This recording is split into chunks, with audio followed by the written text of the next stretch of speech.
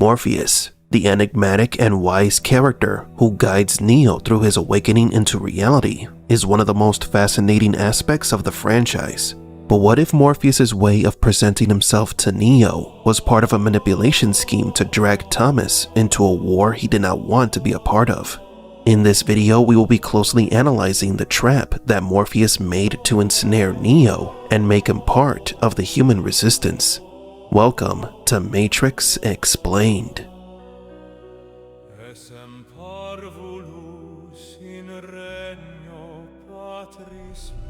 Welcome to the desert of the real. To understand the level of manipulation Neo was subjected to by Morpheus and his group, let's go back in time before he was directly contacted. Thomas Anderson was a talented programmer for the company Metacortex by day, and by night, he was an infamous hacker living alone, isolated from friends and family, if he had any. Neo was searching for a group to belong to, and then he discovered Morpheus and his band of cyber criminals. The group's actions inspired Neo, but little did he know who they really were. Neo thought that the Matrix was some kind of government conspiracy. His understanding of the subject was superficial and vague, shaped by rumors and bits of information he had found through the dark corners of the web. He believed the Matrix to be something similar to a myth like the Illuminati, entities that supposedly operate in the shadows and control the world. In addition to his beliefs, Neo also sees the Resistance as a group of brave fighters fighting this dark plot. Knowing nothing of the simulation and the true nature of the Matrix, Neo interprets their actions as a challenge to the established power, something heroic and necessary. He saw Morpheus and his companions as freedom fighters in a battle for truth, yet he was far off, as the truth is that the Resistance is part of the Matrix itself, only that neither Neo nor the freedom fighters knew it yet. Morpheus and Trinity used a persuasive tactic that is commonly used in many sects or extremist groups, and that is to withhold information and create mystery to attract a follower. Information withholding can be used to attract and keep followers, creating an aura of mystery and exclusivity. It can develop a sense of intrigue and curiosity. When certain information is kept and disclosed only to initiated members or those who have reached certain levels within an organization, this can attract individuals seeking access to exclusive knowledge or expertise. This creates a dependency on the leader or organization to access that special information, reinforcing member loyalty and commitment. Control of information is also a form of power. Leaders of sects or religious groups may use information withholding as a way to control and direct their followers. Members may feel that they do not have access to truth or salvation outside the organization, which can make them feel compelled to remain and continue to follow the group's guidelines. Information withholding can also contribute to a sense of community and exclusivity. Members may feel that they are part of a unique group with access to truth or knowledge that is beyond the reach of the uninitiated. This can strengthen ties within the community and create a strong group identity. And this is the type of persuasion that we see in the red pills from the Matrix. We even got to see an initiation process before Neo is finally told the truth about the Matrix. It begins with Trinity taking advantage of Neo's loneliness and seduces him at the club with her mysterious and attention-catching aura.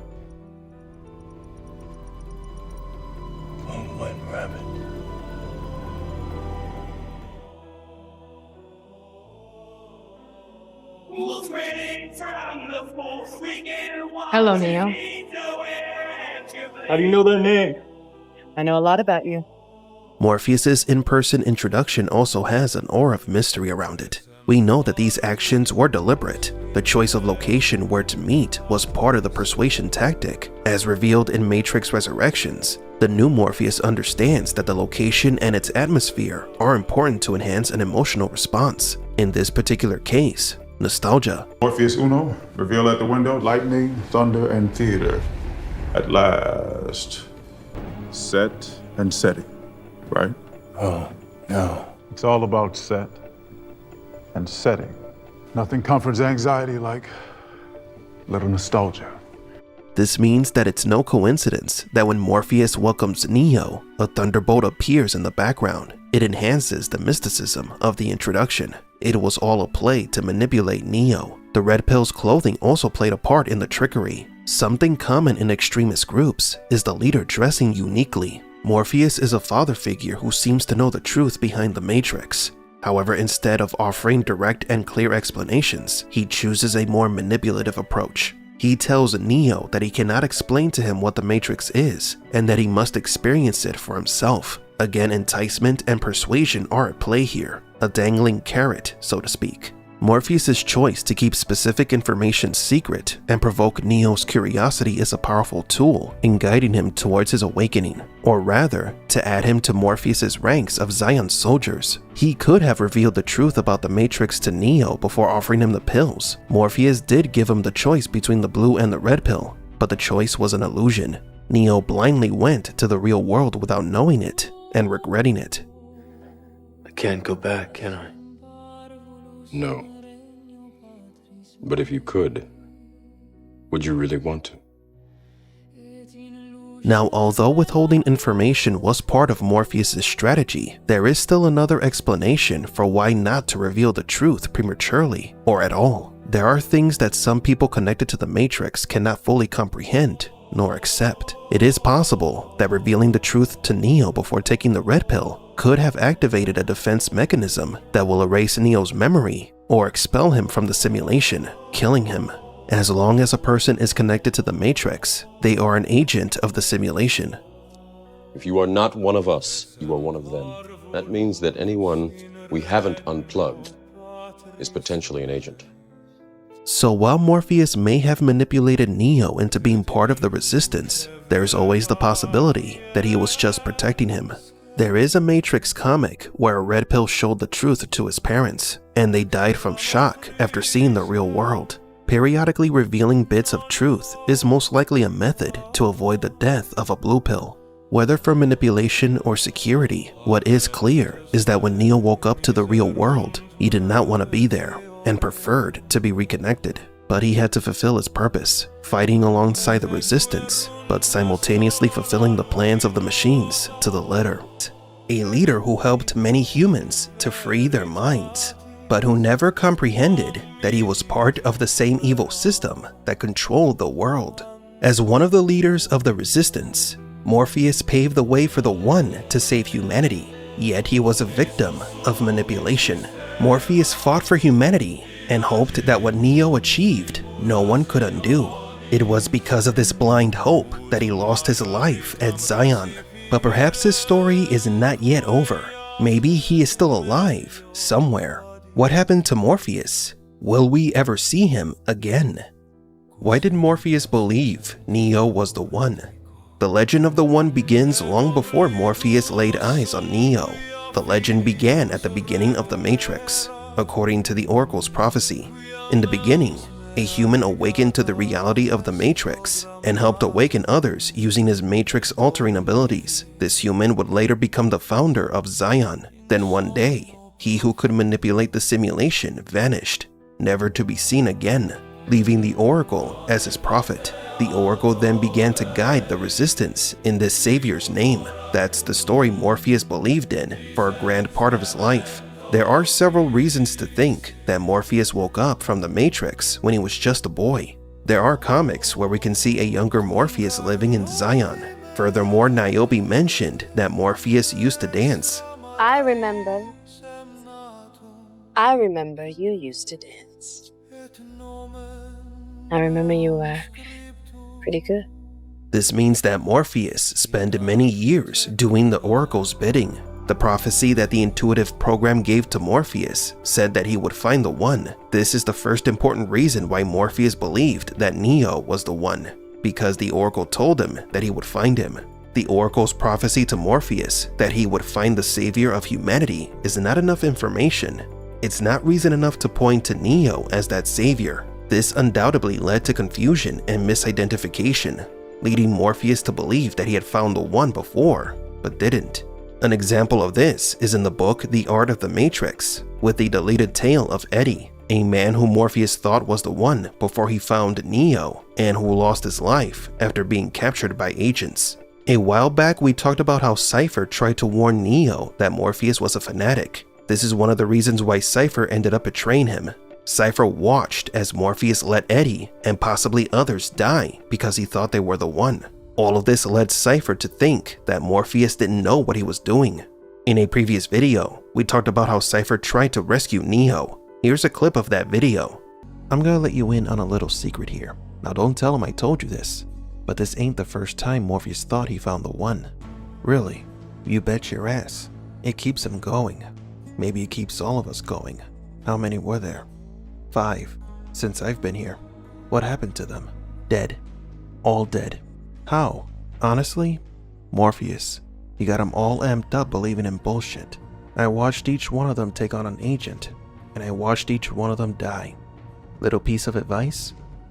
You see an agent, you do what we do. Run. Run your ass off. Look, I'm not trying to spook you.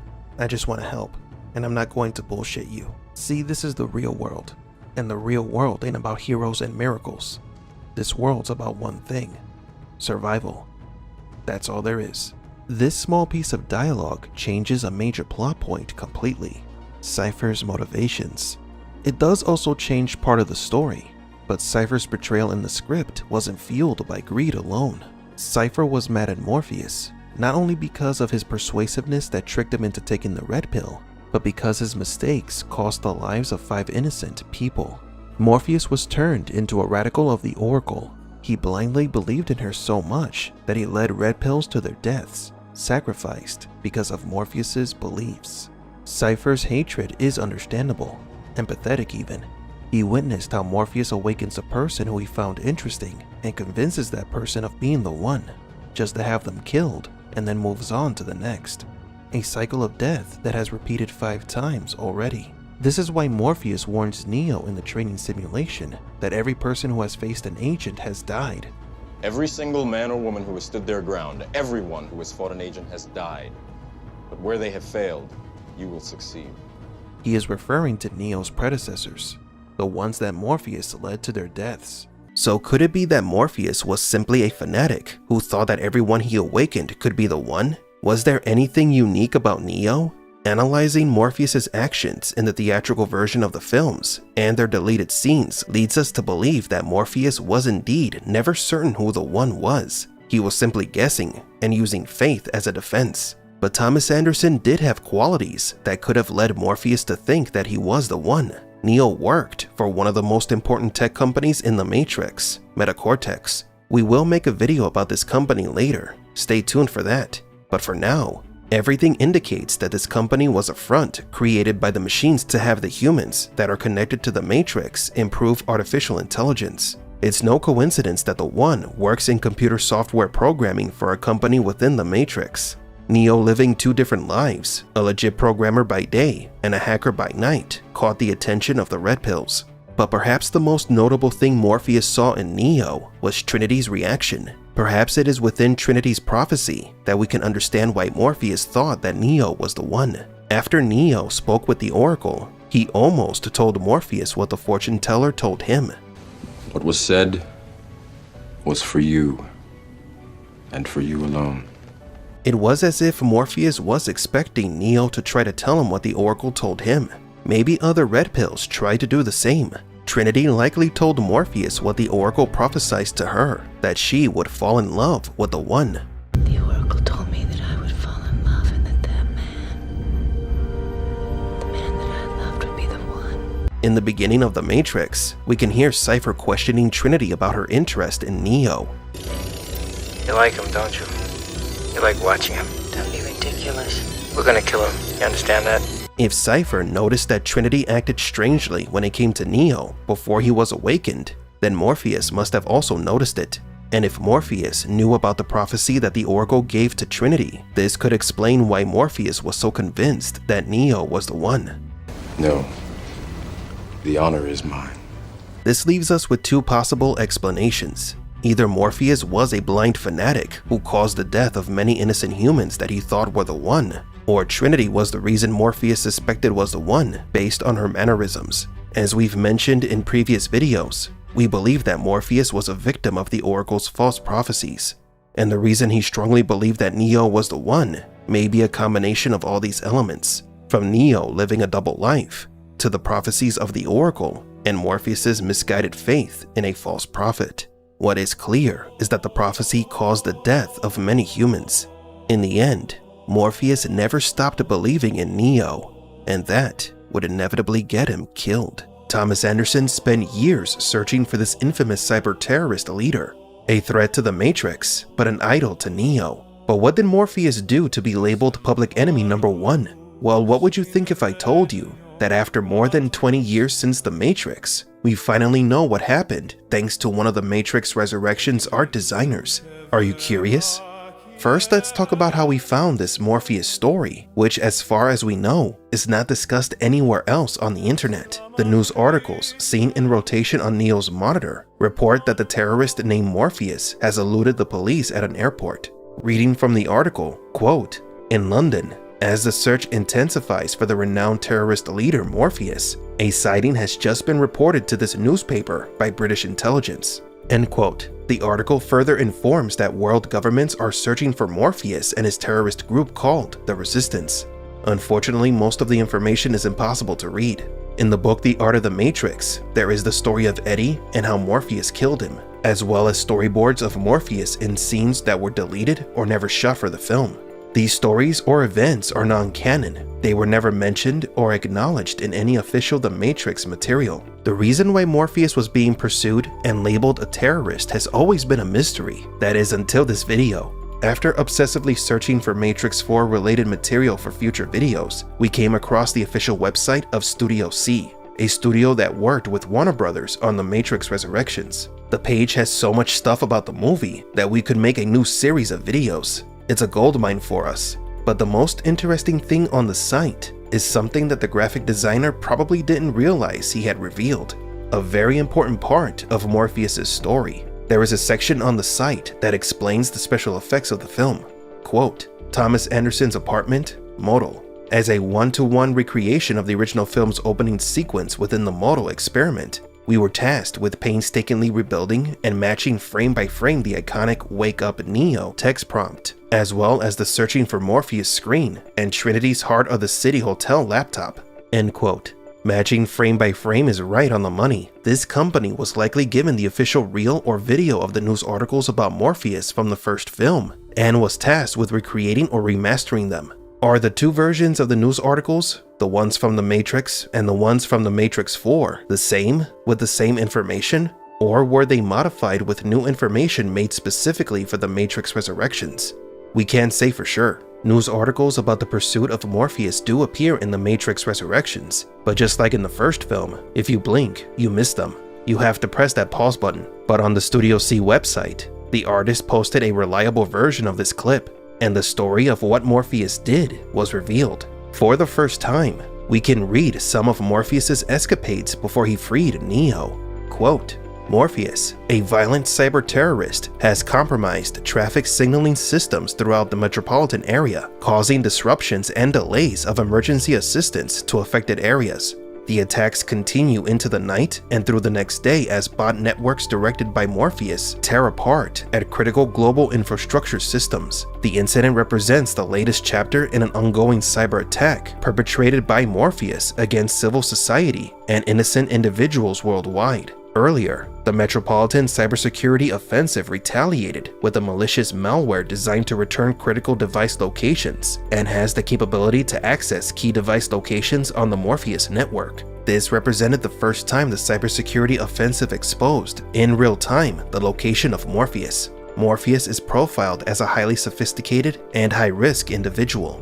End quote. What needs to be understood here is that this part of the film, albeit a brief part, is officially canonical. It ties in with the rest of Morpheus' story. Now we can make better sense as to why Agent Smith was pursuing him instead of the police alone. From what we have gathered from this information, Morpheus hacked multiple traffic systems to possibly cause chaos, either for him and his people to escape from the agents, or to complete a mission within the Matrix, searching for the One, or talking to the Oracle. His hacking of traffic signals allegedly caused many accidents and maybe even casualties. The news clippings also report that a new malware program had to be created to track down Morpheus. Thus, Trinity was found in the first place in the first film. It was Morpheus' fault, not Cipher's, which we thought for all these years that he gave the agents access to their communication line. The malware is probably how the police and the agents found Trinity. All of this confirms what we already knew, that Morpheus is branded a terrorist, and these news articles are more propaganda. The focus on saying that Morpheus is attacking civilians is intended to scare people to immediately contact the authorities if he is seen, and to not make direct contact with him or his people. This would explain why Smith interrogated Neo the way he did. Morpheus's missions have caused collateral damage, but more importantly, it was disrupting the order within the simulation. So the sequence of events that we've patched together goes as follows. Morpheus hacks traffic control systems, then he escapes the British authorities, then intelligence groups try to apprehend him at an airport, a malware system is made and used to find Morpheus or any of his people, the tracking program pinpointed Trinity's location, and the Matrix movie begins. Maybe Morpheus did the hacking to evade the agents, or maybe he did it to disrupt or break the simulation and make people suspect that something is not quite right with reality. There is so much more written in these news articles, so much info that can cast new light on events never explored in the Matrix. But sadly, the words are too blurry to read. Maybe one day, with an advanced AI made specifically for text detection and improved character and image resolution, we can read all these newspaper clippings and learn more about the missing tales of the Matrix. But do you agree? Were you as shocked as we were at the revelation that Cipher had nothing to do with the agents finding Trinity in the opening sequence of the Matrix? Why did Morpheus hack a traffic control system? Back to the Matrix, where the lights fell true. Walking through a dream, where the skies weren't blue. In this real life nightmare, I'm just a pawn. Goddamn you, Cipher! Lost in the battle, from dusk till dawn. In these empty halls, echoes of